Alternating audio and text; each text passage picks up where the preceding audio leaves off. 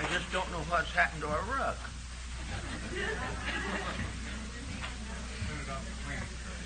It's possible we had to sell it to buy a new roof.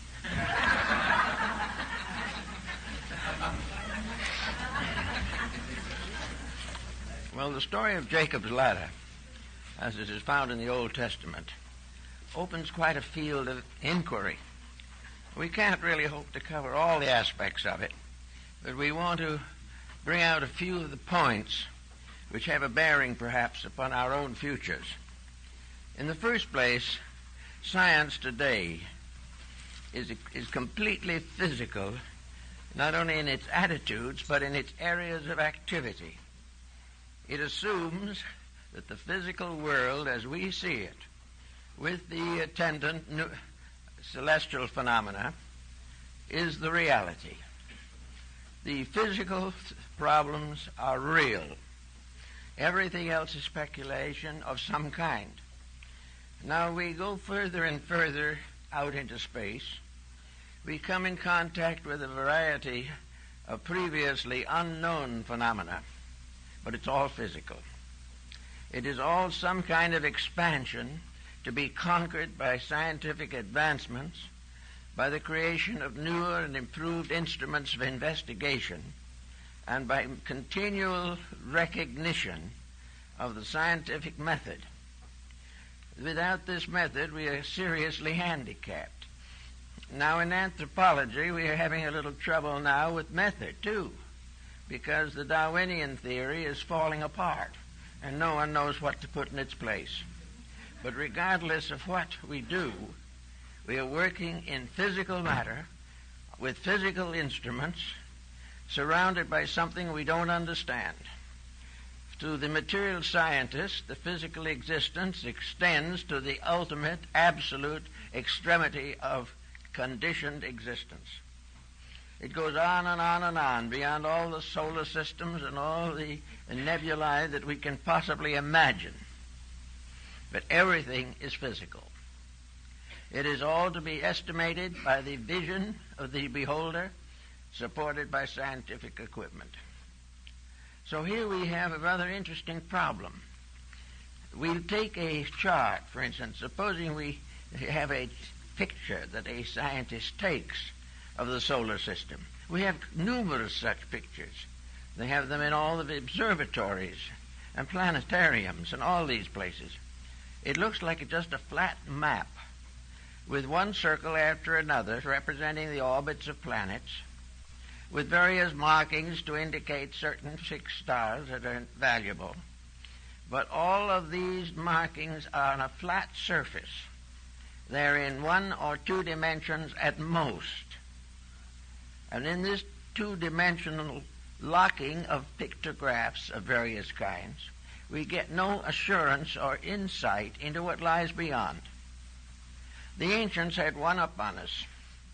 They recognized that there was something we didn't see, that we couldn't see under normal conditions, and that the visible universe is only a manifestation or a tail-end appendage of something infinitely greater.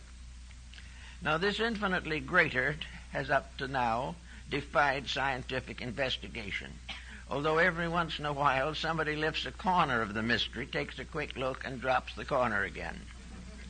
We do not know exactly what is out there, but it is becoming more evident that there is something beyond what we can see. If there is something that we can't see, then we are not in the condition to come to final estimations of the world in which we live.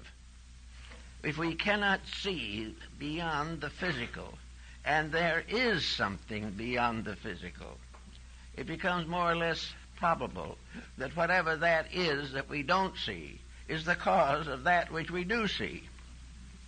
This is an irritating thought, but still you can't completely disregard it. So we come to the idea that the ancients had, and we had ourselves down to the time of Copernicus and Galileo, that the physical universe was only a small part of creation, that the rest of it was just as real, but not within the range of our sensory perceptions under normal conditions. Occasionally, someone with an extra sense has brought back information of great interest, but it wasn't possible to settle it down into science because it was another dimension and would not fit into the two-dimensional world of modern physical research. So gradually, there has come about a restoration of certain aspects of ancient learning. We are beginning to recognize that there were many very admirable scholars in ancient times who, if they were not psychic, at least had trained the intellect to the recognition of certain values. Now, to train a mind is very important, but what you train it for is still more important. If you train a mind to see only the visible, that is all that it will see. If we train the mind, however, to believe and to see that which is outside of physical matter, something that is not immediately tangible to the objective sight, then we can perhaps rationalize on a number of important points. And the ancients did a great deal of this rationalization. Without the instruments without which we could not function, without the background of centuries of research, they did some of the most important basic thinking we have in the world of science. Pythagoras with his mathematics and Ptolemy with his astronomy were true great pioneers in the search for the facts about existence. Now, if we take it for granted that the physical world is only a part of something, that it is only the physical manifestation of a vast invisible structure, the thought is not as bewildering as one might think. Even physically, the magnitude of the universe is inconceivable. And if we wish to recognize that it is just more inconceivable than we thought, there will be a certain amount of interest on the matter. Now, in the ancient world, we find a gradual development of a law of analogy. As above, so below. As in the heavens, so on the earth. As in the sky, so in the body of man. As it is in the universe, so it is in the strings of a violin. The colors, the elements, everything we know are in orderly sequences. There is a tremendous series of symbols, each symbolizing not only itself but other things. And this was developed strongly in Asia and also strongly by the mystics of the Middle Ages in Europe. It suddenly became obvious, to some at least, that the universe was a great being and that man was a miniature universe. This analogy was the basis of most early research, and it is this analogy that has gradually faded away under the pressure of intense visualization of material things. Yet the body of man is not all of man, or he would not be worth considering. The body of the universe cannot be all of the universe, or it would not exert invisible laws upon visible things. Everywhere there is an indication that there is something beyond, something behind, and something greater than that which can be captured by the physical sensory perceptions. So this brings us now into the story of the ladder. The ladder, of course, is one of the most ancient symbols that we find in the religions of the world. The ladder of Jacob, upon which the angels ascended and descended, is only one of many examples. The same concept as that occurs in the Revelation of John, where we find suddenly the universe stratified into various levels, layers. We remember the night journey of Mohammed to heaven from the rock Moriah, where he goes through the orbits of the 7 planets, and they become the steps of the ladder. We find Ishtar descending through the 7 gates to rescue Amos, the divine in man. We find in the mystics of the Middle Ages, the Rosicrucians, the alchemists, the Kabbalists, always a strange and wonderful story about this septenary mystery of life. We find it even in Homer's Odyssey, We find it in China, in India, in Greece, in Egypt, in Persia. We find it everywhere. This mysterious idea, the layers of which are the steps of a gigantic ladder. Now this ladder, if we are to believe Hermes, the great Egyptian mystic, the thaumaturgist, of whose life nothing is known. But anyway, in his emerald tablet, Hermes declares that the above is like the below, the superior is like the inferior, the lesser is like the greater is like the lesser. All things follow one immense pattern, and if anyone can break the mystery of that pattern in any one point, any one level, he has the key to the whole mystery. So for centuries men sought this key. Some believe they found it. There are many strange records of such discoveries. But gradually, the majority of human beings became discouraged, disillusioned, locked within the band of sensory materialism. They gradually came, in the end, to a blind mystery. They could go so far and no further, and that which they sought faded away into the unknown. So to save themselves from the continual frustration on this level, most thinkers have finally decided to accept the physical universe as the great mystery and spend the ages now and to come trying to solve step by step the chemistry, the mathematics, the electronics of the universe. Now, in this particular point, we have two very great texts to work with. We have a realization of this in the complete miniature of life, which we call the human being. It has always been held in mysticism that the human being was a miniature of life, that anyone who could completely solve man could solve all other things. But at the moment, no one really seems to be that interested in solving man. The great purpose today is to fit man into the economic empire which we have created in this world. It is not what a man is that counts now. It's what he's worth by the hour.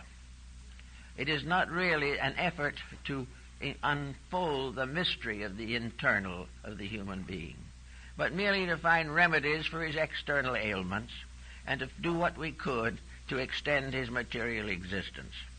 All of these things were secondary, but they became primary as individuals were disappointed one after another when they tried to explore the invisible causes of life. But in the philosophies of most nations, there has been this recognition that the solar system, the human body, and space itself are identical in law, identical in principles, differing only in magnitudes, and that we can explore them a little more carefully if we so desire. The Ptolemaic system of astronomy gradually verged into astrology, because astronomy had to do with what you did in this world, but very often it was inadequate. Astrology was not capable of solving the mysteries of human destiny. It could only proclaim them, or occasionally make a dramatic interpretation of some event. But actually, the astrology of the ancients was a form of psychology. As astronomy is a science, so astrology was a psychological philosophy. It had to do not with the visible forms of the solar system, but with principles, mathematically, scientifically, and hieroglyphically set forth. These researches, particularly those of Ptolemy of Alexandria, probably one of the first great astronomers, these researches were not primarily intended for prognostics. They were an effort to find out how the universe functioned, where all things come from, why and where they are going. And in order to do this, a new concept of the universe was gradually brought into existence. There is a very fine example of this concept in the Nuremberg Chronicle of 1498. This was the first encyclopedia and the first book of general knowledge And the very beginning of it is this picture of the universe, as it was to these people, mingling what they knew of science, but what was not yet scientific, and therefore got themselves labeled as superstitious fools by the more accurate modern researchers. So all the work of these older ones has been more or less downgraded, simply because it is assumed that they had not sense enough to be materialists, and that the materialism was the final proof of intelligence. Well, we're in a little bit of a bind right now on this point. We're not at all sure today that materialism is the solution of anything. It only seems to complicate things until no one can solve them. But now we go to the picture of the universe, as it was in the Nuremberg Chronicle and in early editions of astrological works which preceded Kepler and Tycho Brahe. And we find what? We find a series that looks like of interrelating circles, looking very much like the rings of a target. These rings were concentric, and in ancient times the earth was placed in the center. And around the earth in rings were the orbits of the 7 planets of that time, of which only 5 were actual planets. The Chinese had somewhat similar designs, but preferred to use squares and triangles. But this target-like solar system was the Placidian system of ancient days. It began on the face of the earth, and a ladder ascended from the surface of the earth to the extremity of the solar system, which to these people was the planet orb of Saturn. Above Saturn, they had the empyrean, bordered on the inner hat, the world of the heavenly realms and regions, the abodes of deity. Therefore, there were these 7 rings, concentric circles, ascending in order from the face of the earth, through the orbits of the moon, and then Mercury, then Venus, then the Sun, then Mars, then Jupiter, and finally Saturn. This was the target-like design, which for hundreds of years completely satisfied the needs of a world devoted to inward growth rather than to scientific complications. Now, this target-like device, with its various rings, inspired a number of useful discoveries. Apparently, it impelled Pythagoras to discover the octave, or the mystery of musical harmony. It permitted him also to discover the principal chords, and by stretching a thread or cord from the face of the earth to the upper end of the orbit of Saturn, he created a cosmic musical instrument. This has been reproduced in design and with diagrams of many values by Robert Fludd, the English Rosicrucian of the 17th century. Also, Fludd then took this design and laid it on the human body and came to the conclusion that the 7-fold division of Pythagoras was equally applicable to the physical structure of the human being, not only his composition, but his actual physical body.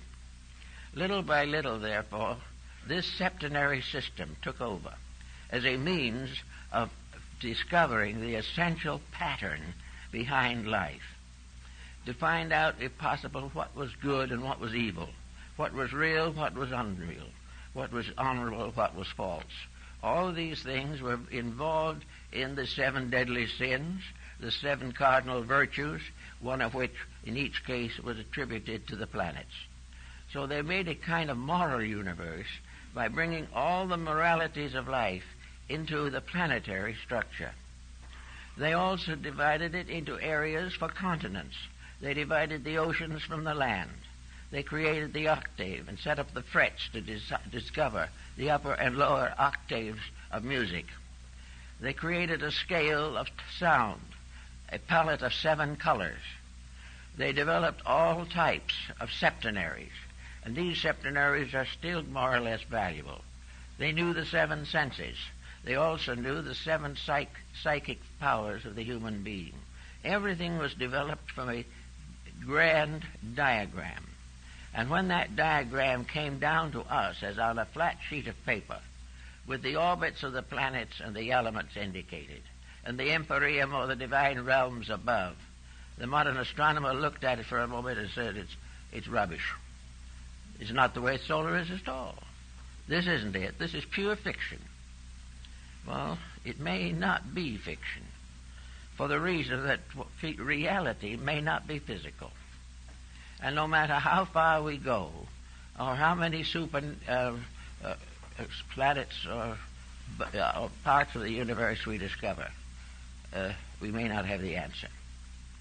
So instead of ridiculing this old idea, some have taken it and created from it formulas for the reconstruction of life. Now, we know that the ancient mysteries were the sacred institutions of knowledge. They were the universities. They were the gymnasium of education. They were all things to those who sought to know. So these ancient institutions accepted disciples into their structure by a system of rites or tests called initiations. And now in most cases, these initiations were 7 in number, and they advanced from the material to the most abstract.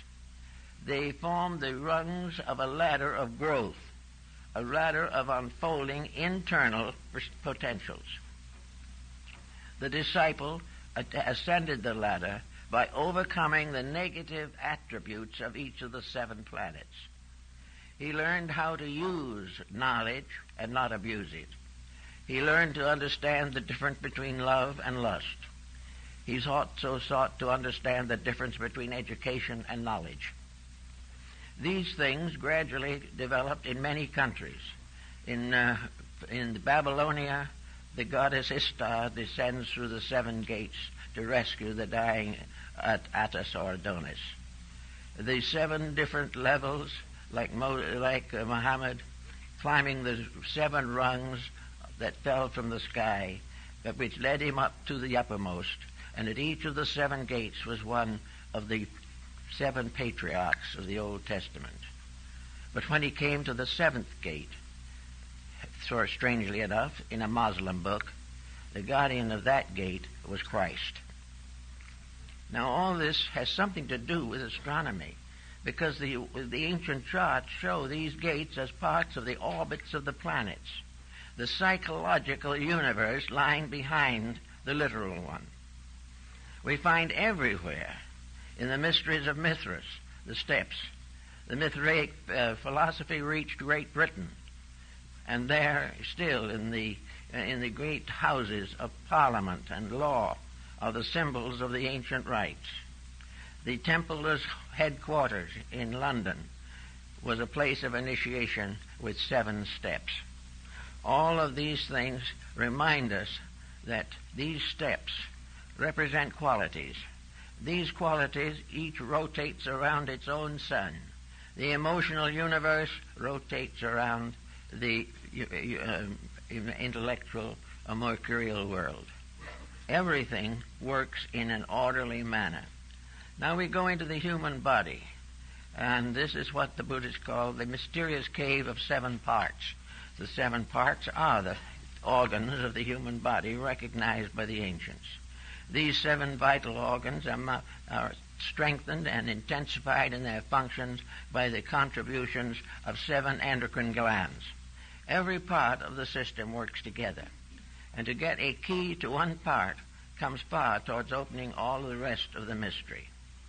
We know that some of it has even reached into modern anatomy in names and words.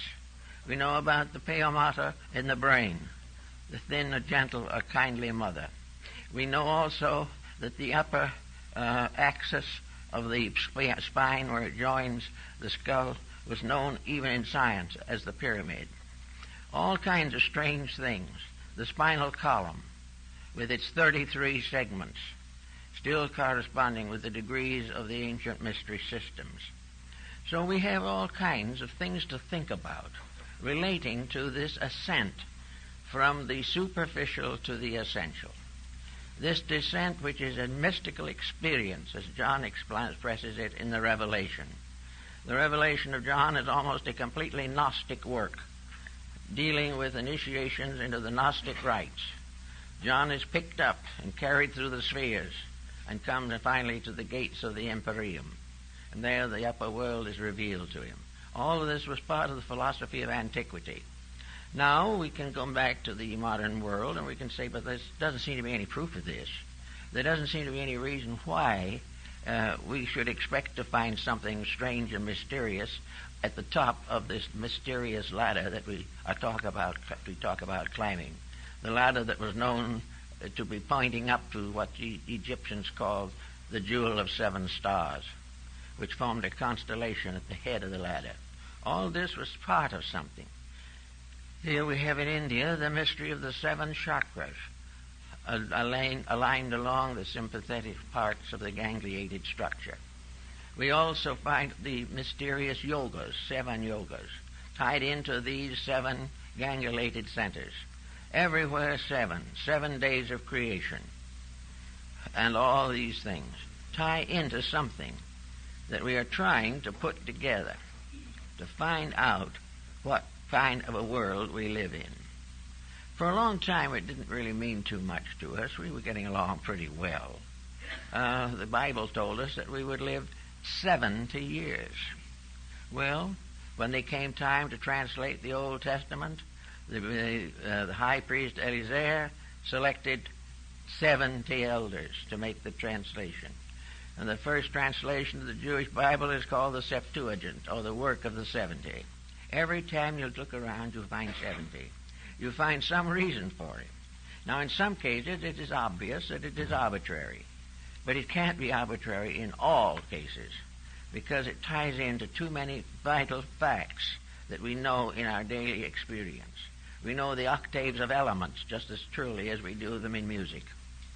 So out of all of this, there comes this vague suspicion that there might be some way of breaking through this mystery to find out something about the reality of ourselves.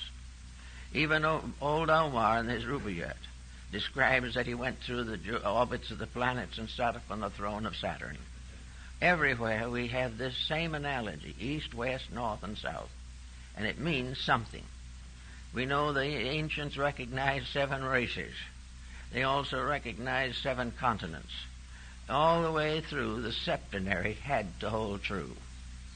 Now, what does that mean, perhaps, in our own thinking today?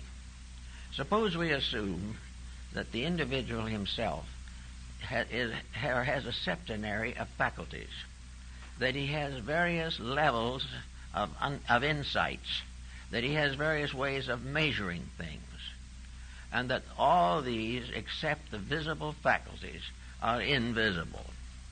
That somewhere there must be an answer. It is not possible to assume religiously that this creation is without a cause. And it is not possible scientifically to prove with any degree of inclusiveness that everything that exists is merely an accident, that things just happened. Things don't just happen because there are too many evidences every day that things happen according to rules. And today there are many, many people who have experienced what we would commonly call miracles, simply because they intuitively kept the facts of life straight, whereas somebody else had mixed it up for themselves. So we have this problem of trying to understand the rights of the mysteries, how to penetrate into this structure and see why it answers all questions if we find out the key to them. Now, the key, it begins with a very simple point. It begins with the earth. The earth is the foundation upon which the ladder rests. And in man, the physical body is the foundation upon which the ladder of his spinal cord and column rests. It is also true that this physical situation that we have is the beginning of something, that all through the universe there is an interplay of various forces and factors.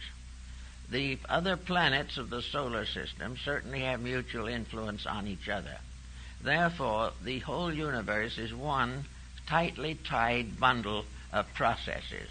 There is nothing accidental, incidental, or unimportant in this process. It is a complete integration of purposes. Now, for man, what is the purpose? Why is he settled here? Why is he in the problems he's in today? And why are these problems being pressed upon him to the point of his final solution of them? The answer is that man is here, like everything else in the universe, to grow. There is a purpose for him. The life of man is not merely a brief interlude between the cradle and the grave. The individual, by being born, living, and finally casting off this body, is not merely an accident of nature. It is not simply something that happens. And this is equally true when you study the cross-section of the eye of a fly. A magnificent mathematical pattern. That pattern is not an accident. Procreation is not an accident. Growth, maturity, the release of all kinds of attitudes and processes in our own thinking, these are not all accidents. The main problem, the greatest cause of accidents probably that we have, is that we have been gradually trained to ignore the testimonies that would lead us in the direction of truth. We are trained to be materialistic. If we do not believe that life is a vast futility, we are out of harmony with contemporary thinking. All other idealists are therefore merely dreamers, hoping, fearing, wondering. But the facts are that the physical universe alone is real. This is no longer tenable. We can't do it and face the national problems we have. We cannot understand the reason for ourselves until we discover that there is a reason for everything. We cannot solve the problems of government until we fit them into the great septenary pattern of existence. The final 7 laws that govern life must be adapted to the 7 rules which govern a nation or a community or finally the individual himself. All these things are part of an inflexible design.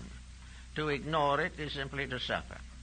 It could give us answers, but if we do not search for those answers, we are simply victims of what we like to call accidents. There are no accidents. Everything has some reason for it. Something has happened to make it necessary. Now this is what the ancient Hindus called the wheel of necessity, that we are all on a cyclic pattern of needs, of things we have to learn and things we have to do. And there is no graduation from this school until we do what we ought to do and find out the answers to the things that we must know. Otherwise, we are always going to fall short of that which is necessary to release us from the painful cycle of necessity. Necessity has only one solution, one remedy, and that is to accomplish that which is necessary. Once we keep fact with necessity, all other things will come into order. Now today in world affairs there are necessities. These we are carefully ignoring because they interfere with our personal objectives. And yet we are going along breaking rules and suffering and blaming it all upon the fact that there are no rules, that everything is just a long trail of accidents, and that we will sometime join the past with its 7,000 years. Actually, we have to begin to think of a lawful universe. Now, if a lawful universe exists, its laws must be susceptible of discovery. It must be possible to solve things if the universe has patterns that require solution and demand solution. Nothing is impossible as long as we become aware of what we are trying to accomplish. And if we accomplish correctly, a great many of our problems become minimal. And most of the things we worry about today, crime, poverty, narcotics addiction, alcoholism, all these things will cease if the individual becomes aware of the rules of life. Now, of course, we make laws physically to inhibit crime, to limit or restrict disasters and disorders. But these laws are not laws we love. They do not arise from realities. They arise from legislation and are frequently modified to the benefit of the executives. We are not actually ruled by laws that are primarily solutional to our need. We are following laws that legislators hope will help us to keep the peace without understanding why there is no peace and will not be until things change and become lawful. Now, the ancients left us a great diagram of lawfulness. They gave us a wonderful hint. Lord Bacon advanced this, that by assuming definitely that there was a universal intelligence at the source of all things, yet he held some reputation as a scientist, and he proved conclusively that an individual could work definitely and deeply with physics, mathematics, chemistry, and other sciences, and still be a good child of the Church of England. The actual answers that we need do not interfere with our effectiveness. They simply make this effectiveness real and permanent. They contribute to the solution of things for which we are all seeking some kind of useful answers. So here we are with a universe so built that it is capable of being understood. And we are here to make what some of the ancient peoples called a pilgrimage. Now, the pilgrimage is an ascent through the rungs of the ladder. A pilgrimage is a pattern of growth. It is a pattern of realities. And in Japan and China, the Buddhists make pilgrimages. These pilgrimages are for refreshments, and they are journeys from one sacred place to another, with the understanding that through the inward contemplation of the journey, the individual becomes aware of the eternal journey within himself, which must finally bring him home. As we find also in Homer's definition of the journeys of Ulysses, where he says the great hero of Troy set sail again for his own far distant native land. Well, this far distant native land is in a sense the new world, a new world of peace and order and integrities, based upon a fact that there are reasons that we are not required to do what other things do because we can see what they do, but we cannot see what we do. We are not expected to take everything on credit. In fact, I think the scientist is more gullible in these respects than the average theologian. The scientist believes anything that another scientist says, whereas the theologian believes only the sayings of his own theology. So he doubts something.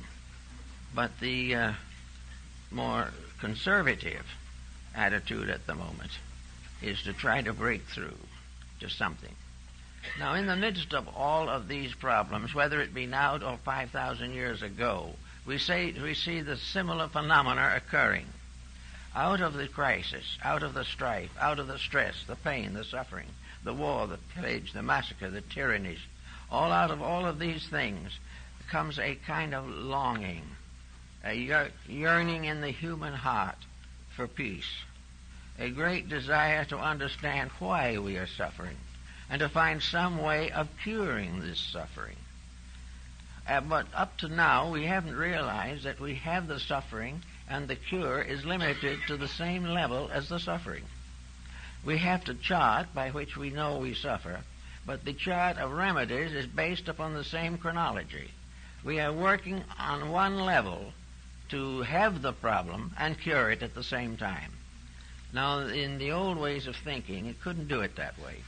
The old way was, if you have a problem on a level, you must cure it by going to one level above it. You must outgrow something to escape the consequences of your own mistakes. You cannot simply ask the government to pass another rule to supply more food for the homeless. This is all very important physically, but it's still physical, and it will never solve the solved problem. There will always be hunger until we find the cause of it and not merely try to feed the hungry. We have to know the reasons for these things. We have to know that our dilemmas result from our own abuses of knowledge, abuses of skill. Science, in some cases, has actually given us the knowledge we need, but we even abuse that knowledge. We are unwilling to recognize the larger picture, the larger destiny of things. And because of this restriction and limitation, evils go uncorrected generation after generation, and war follows war in painful frequencies. But actually, we are the masters of these things. We make them. We cause them. But we do not know how to cure them. Now, it may well be also that in a time of this kind, that the new rising mind of the public is going to begin to investigate. In the last, I would say, 5 or 10 years, the interest in transphysical things has increased 100-fold. In every community, there are now persons questioning the mistakes that are being made, and also seeking desperately to find an answer, and finding that this answer cannot be found by increasing the police force or getting more firemen or by creating some type of refuge for the hungry. These things may be necessary, but they must be outgrown in favor of something that is permanent, real, and inevitable. So out of the great diagram of the ancients, of the perfectly ordered universe, with its septenary ladder, with all of its hierarchies and orders, a world of mysteries as set forth in such great dramas as Dante's Inferno, Milton's Paradise Lost, and Goethe's Faust. These are all archetypal dramas, playing to the factors that are behind the mortal way of doing things. They tell us of a universe of causes. Now, we may not want to feel or believe that somewhere up in the sky there is a world like the one described by John in the Apocalypse. We may not want to see a throne in front of a crystal sea with 24 elders bowing before it. But there, again, we are in trouble for a very simple reason. Those are symbols, not the reality. They are keys. The designs, the scenes, the situations represented in the spheres of redemption are not to be taken physically and literally. You cannot make a physical literalism out of a spiritual fact. They have to be understood intuitively, mystically, apperceptively. They are symbols to be interpreted, not sonic patterns to be copied. Just as these various moral fables are played out in cosmic mysteries, so the individual is expected to have the insight to realize that they are all parts of his own nature, which he is seeking to develop, and of limitations which he is seeking to overcome.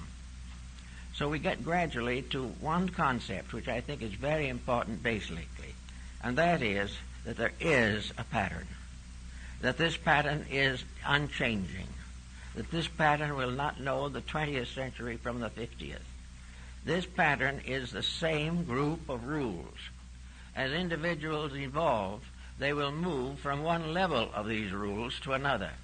But no individual will ever be allowed to function indefinitely in variance with rules.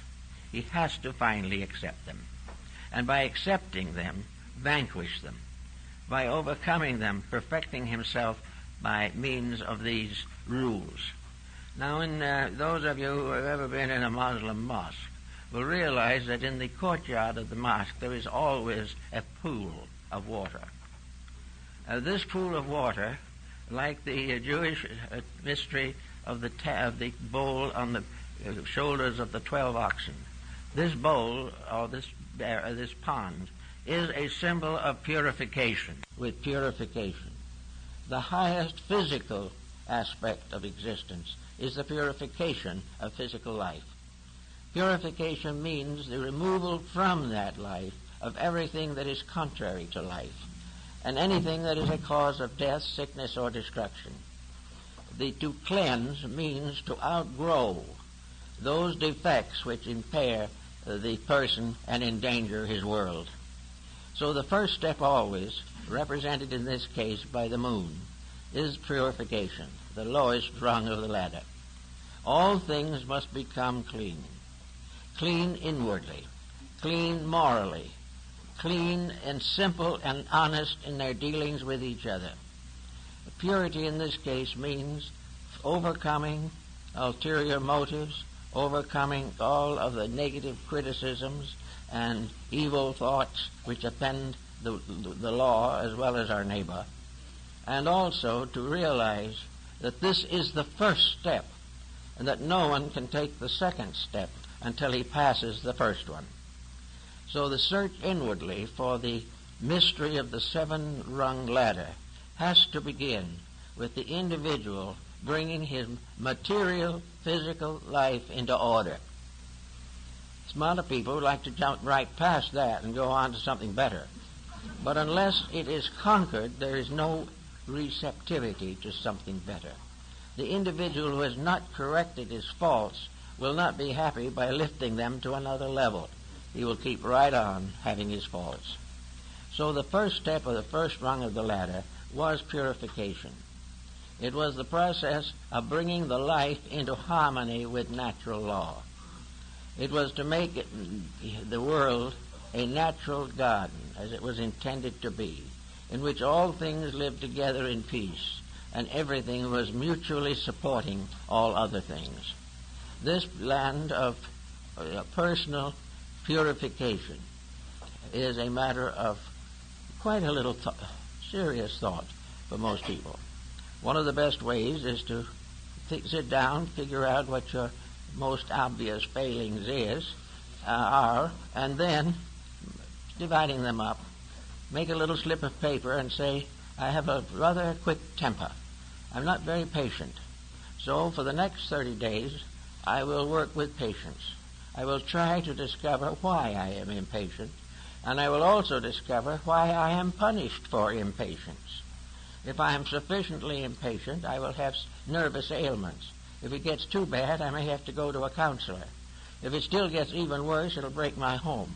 All these things will have to be taken into consideration. But there is no cure except to change, to grow up into a realization of the value. To fight yourself into a control is no good, unless inwardly your consciousness supports that control. It is of no value to you or anything that you are doing. There's no way of getting away except by correcting the fault. Correcting it because we want to grow, not because the fault is a delightful thing we would like to enjoy whenever the occasion arises. When someone offends us, we want to be offended, and we want to show it. So then there are two offenses, one by the other person and one by ourselves. They are in trouble for what they have done, and we are in trouble because we have been unable to maintain our own integrity in the presence of pressure. So all the way along, we take the physical things first. Now, the physical things are laws, society. The physical things are marriage and home and family and parents and business. All these things have got to be redeemed. That is, they've got to be straightened out. It doesn't mean that we have to give up everything and become wanderers in the desert. It means that we have to try to use things and not abuse them, trying to find out how to be the greater good to all concerned for the growth and unfoldment of internal faculties. So this goes on until the person can really honestly say that he is no longer hating anything or anyone, that he is no longer out to cheat somebody, that he has no longer the determination to commit a crime against society because of his own personal dissatisfactions. If he gradually understands, then comes the point. To understand, he must begin to learn. He must begin to be aware that there are laws. He has to recognize that he is not making a reformation of himself simply because of something he doesn't understand. The physical solution to it is health. If it is bad for his health, then it's wrong. If it is bad for his associations, if it breaks up the normal experiences of living, if it puts penalties upon others that they do not need, then it is not good. But he has to find out for himself how to improve this situation. Now, as he gets a little further along, he comes again onto a new rung of the ladder. And this rung is supposedly governed by the god Mercury. And Mercury is communication. Mercury is also intelligence. Now, Mercury is not philosophy. Mercury is the kind of intelligence that we get in a public school system. Mercury is the training of the mind for the purpose of adjustment with circumstances and conditions. So we come now to the second rung of the ladder, and that is education.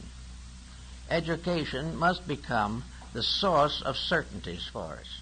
Education must help us to have strength to make the changes that we need to make in order to accomplish the goals which we are presumed to accomplish. Therefore, education must lead us to idealism and not to materialism. Education must help us to understand the divine plan for things and not accept as inevitable human mistakes. We have to use education to find out what is worth knowing, how to find out what does the most to help us to be constructive, useful people. The mind gives us certain faculties upon which we can build and by which we can grow. But we have to in all ways find the inspiration, the integrities to make these adjustments useful and permanent in our lives.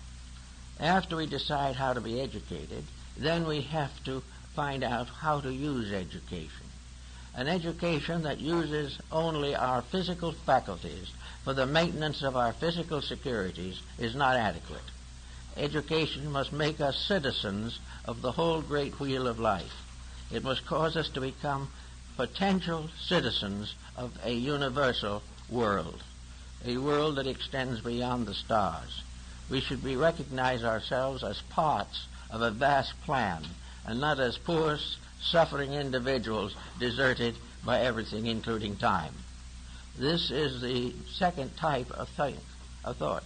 Then we come to the rulership of the third rung of the ladder, which is Venus. Now, Venus is emotional maturity.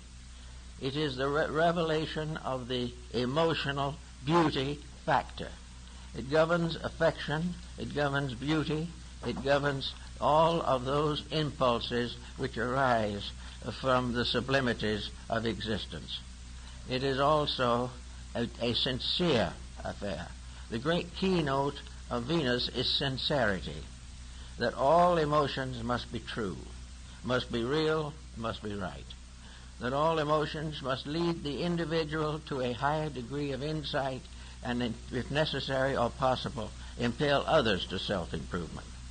In other words, the satisfaction of affections is the proper use of our feelings of unity, of responsibility, and of all those natural relationships which are part of our third step of initiation, so to say. In other words, we have to cleanse the inside of the emotional cup.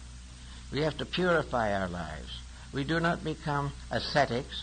We do not become monastics. We become kindly people using the powers that we possess as they were intended. All misuse is tragedy. Things must be as they should be. And that takes the next rung of the ladder, and that next rung is the sun.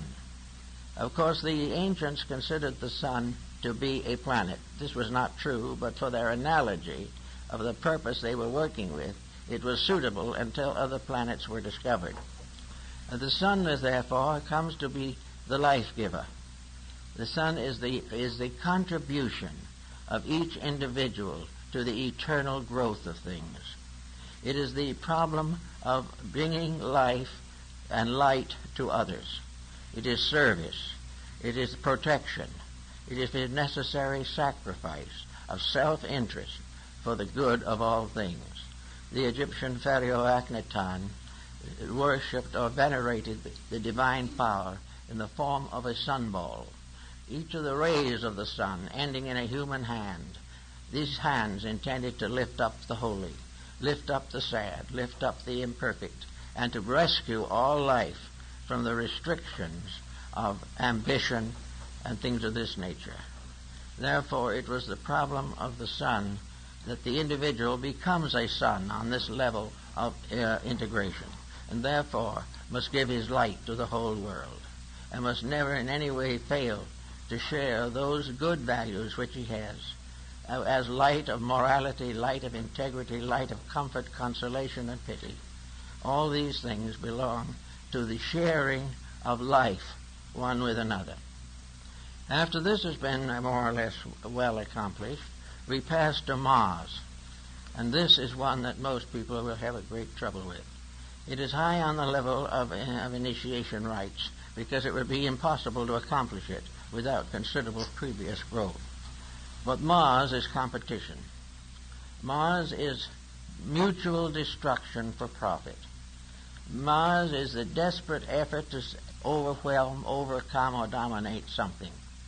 Now, in nations, this causes war after war, and is one of the most destructive factors there is in human life. But most always, also, it is a symbol of domination in little things.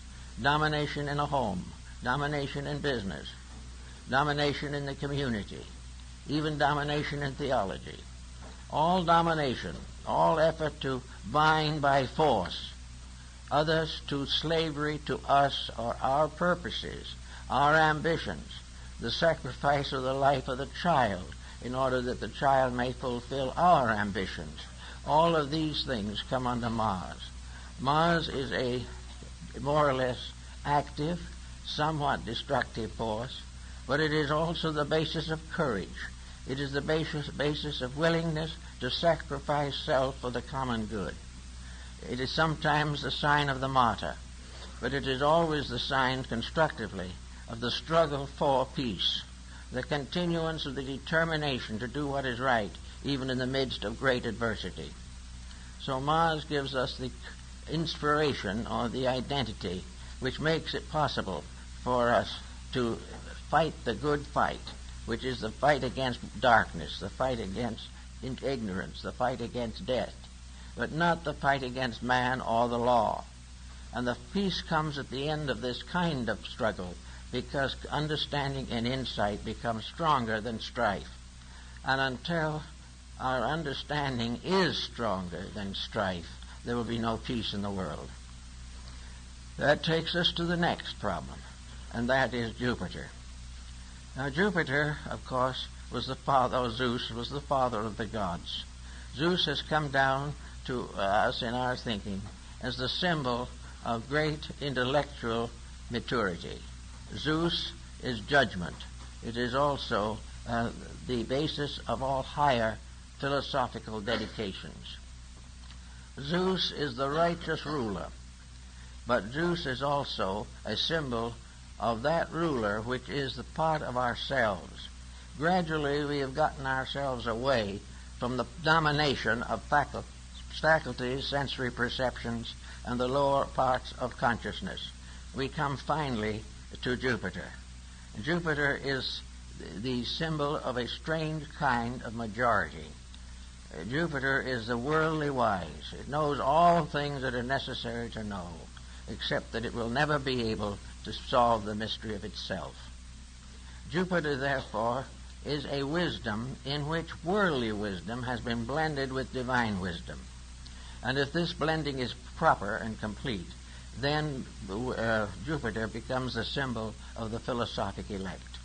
A philosophical person is not one who knows more than his neighbor, but one who lives better than his neighbor and helps, if possible, to bring his neighbor into peace. Now, Jupiter also points out that there will always be leadership of some kind in this world, that no matter what we do, no time will come when everyone is exactly the same. And in the interim by which we must climb this ladder, there will be many times in which leadership becomes important. And therefore, the great problem arises in the name of the Jupiterian leadership. The Jupiterian leader, no matter how much power it has, will never abuse that power in any way. The Jupiterian leader will never fail to work first of all for the good of the led, for those he leads. The Jupiterian leader also has a deep religious insight. No good leader can be an atheist. He cannot hope to solve the people's problems unless in his own heart he has blended the intellect and the spiritual faculties of the human constitution. The leader must therefore be enlightened, and an enlightened leader is one above any action which is not honorable. The leader responsibility is heavy, and instead of using leadership as a symbol of opportunity to exploit, really leadership is the privilege of service. It is the privilege of doing things for other people to make life better for them and for the world in which they live. The unselfish leadership is the highest aspect, and therefore becomes the sixth level of the cycle. And then comes the last, Saturn. And Saturn was the ancient father who devoured all his own sons. It was a very interesting legendary behind Saturn. Saturn is a symbol of a very deep composure. Saturn is the final statement of a maturity blending inside spiritual enlightenment with material adjustments. Saturn is therefore the symbol of that balance which, when achieved, makes the individual almost indestructible. Saturn is that which has no longer any breakage with law. It has no longer any conflict with realities. Therefore, in the more common feelings of astrology, Saturn is the bestower of long life. This means simply that it has reached the point where it does not cause short life to itself. It has kept the rule. It has made the dedications. It has the profound attitudes and yet the simplicity and directness of revelation. So Saturn represents the truly wise person, the philosophic elect, the sage, the person who has lived the life and has now become the teacher of others. It is the religious symbol of leadership. It is the power to become the good shepherd and carry forward the labors of sharing wisdom. It is from the Saturn level that the great leaders of peoples should be chosen. Leaders who would be incapable of leading a people into war. A leader that would be incapable of permitting discord and dissension of an unreasonable nature from arising within his empire. So that the one who would be the greatest among us must be the servant of all, and that is the position of Saturn. All greatness is service. All elevation is for the service of those who must obey the laws of leadership. So there can be no mistake, no fallacies, no corruptions possible in this pattern of things. Now, if the individual has followed this line through, he then comes, as the Egyptian mystery shows, and the Eleusinian, and the Bacchic and Osirian mysteries, he comes into the presence of the Great One. In this sense, in Egypt, we follow very closely the story in the Apocalypse of John. For we come to the great figure walking among the candlesticks, carrying the stars. This is a symbol of that which is above these limitations. This is a release in which the individual, having step by step overcome the impediments which he has placed upon himself or has permitted to society to place upon him through wrong education and wrong laws, that the individual comes into the presence of Osiris in Egypt and comes into the presence of the Lord with the stars and the candlesticks. And in every religion there is some, whether it is Shangti in China or whether it is Mahavarakana in Buddhist Japan, all of these symbols represent coming face to face with the truth. Coming face to face with the thing that is as it is. I am that I am. And this tremendous experience was represented in the mysteries by the psychostatia, or the weighing of the soul. Here it was that having passed all tests and obligations, having fulfilled the discipleships of the mystery rites, having learned all that was possible to be taught by illumined and initiated teachers, the individual comes straight into the presence of that which is his own destiny. Now, if this occurs and the individual reaches the highest degree of initiation, physically, he becomes an arhat, or a lohan, or an adept in the terminology of different religions. He then becomes one who knows. Now, as one who knows, the very fact of knowledge brings with it the first great burden that knowledge must bear. But now that he knows, he must give and share knowledge. He must go forth in the name of knowledge and in the name of service to become a depending force in the development of other people. He must become a part of the hierarchy, or of the order of leadership, which is behind the administration of universal law on the physical plane. Because the laws themselves are not physical, it is only an individual who has transcended the physical in his own life and has become the arhat who is capable of interpreting something above the physical for the needs of those who are still bound by the physical. Again, it is a problem of proper instruction, and the adept, having received that instruction, is capable of sharing it. So little by little, the journey upward brings the creation to the adoration of the creating power. It stands in the presence of the infinite, and in this standing forth in its eternity, the creation, from the smallest to the greatest part, from the smallest gnat in the sunbeam to the vastest of all universal systems. All these things are parts of the unfoldment of one tremendous principle. And this principle is the gradual unfoldment of the infinite through the finite, and the gradual victory of the infinite over the finite, and the final union again of the finite and the infinite in an eternal bond of identity. All of this makes a very interesting and illuminating series of discoveries, which we have to make as we can, little by little. But the Buddha said on one occasion that the longest journey begins with a single step.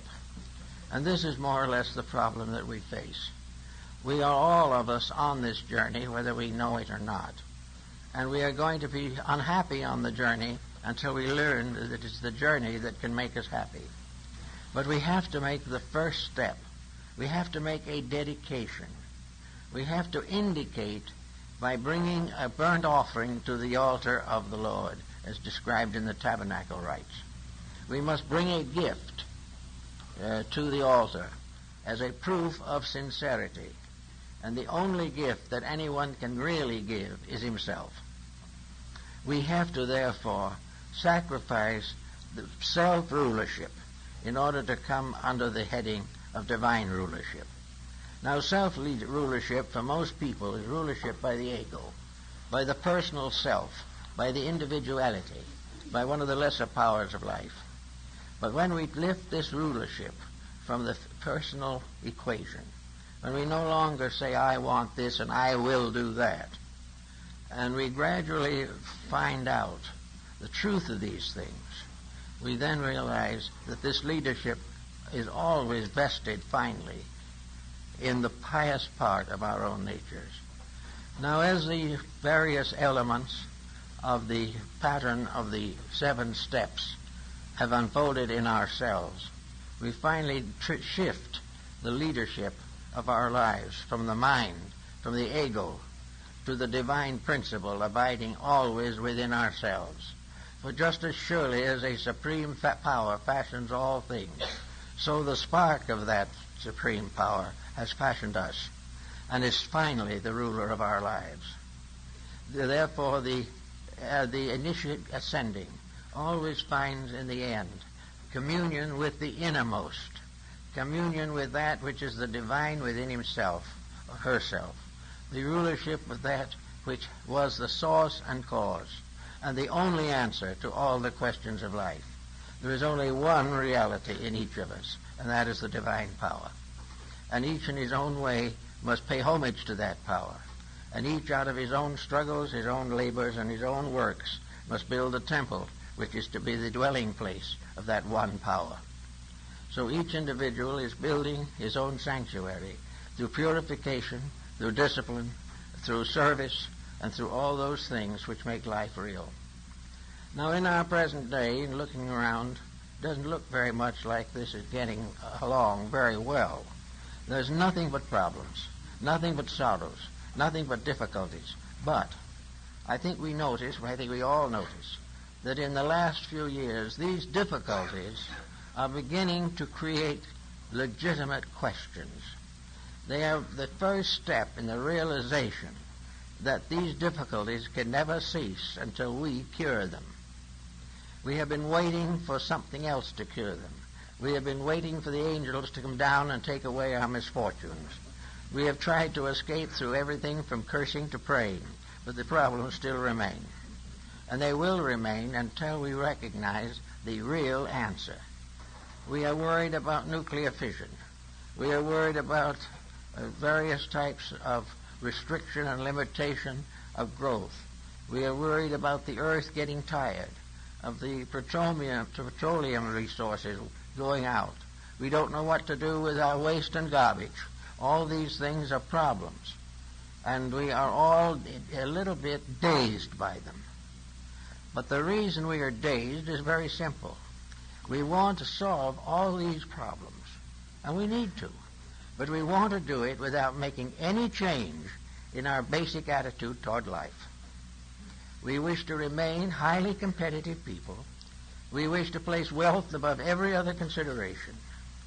We want to honor those who dishonor us. We want to do everything that we always have done without interference of law or order. We want to be happy, but we do not want to change.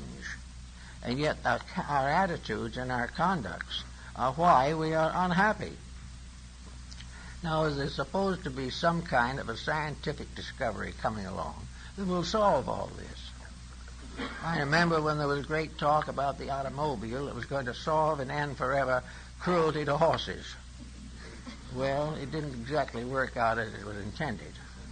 But we are always in the presence of some kind of a repair. But we do not recognize that we cannot cure this physical problem from the level of the problem.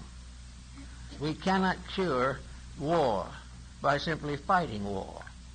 We cannot get war out of the physical world unless we do something to change the physical world, either in nature or in ourselves. We cannot get better without becoming a little bit more virtuous.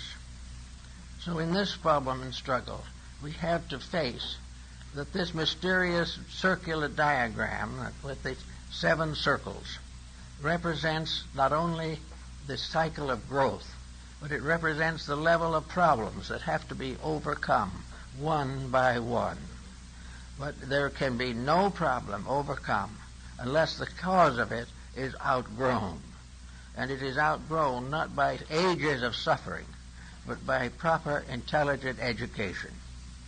We have to be taught the laws of life. We have to be taught the ways of living. And we should start with young people. Our ancestors, with a simple faith in God, and with children who obeyed, in principle at least, the simple ways of their ancestors, the problem was not very serious. But now it is becoming the proof that infirmities build up, corruptions multiply, and we have come to a time where we have simply gone too far in the ignoring of value. And we cannot do this indefinitely. Socialized states are beginning to discover they cannot handle their own states unless they are able to do something ethical or religious to enlighten and hold the attention of people to self-improvement or national or world improvement. We cannot keep on breaking the rules and enjoying the joys of a good life. So as we sit down trying to study this a little bit, why don't we just also look back a little? Read something that Paracelsus wrote. Read something of Neoplatonism or Gnosticism. Read something of Buddhism. H.G. Wells said that Buddhism was probably the most important moral doctrine the world ever had. And the Buddhist philosophy of life is very, very simple. Serve the good. Refrain from evil. Purify the mind. This was the basis of that entire religion which moved at one time across the face of Asia. We are all now looking to find out how to improve the present situation. And the first thing we have to do is to put together all the analogies, all of the overwhelming parallels that we can see in every level of life, and from these get a new vision of law and find out that we are in a universe of law and order, and that we are the ones that are out of order. And until we correct this condition, there will be no permanent improvement. That's it.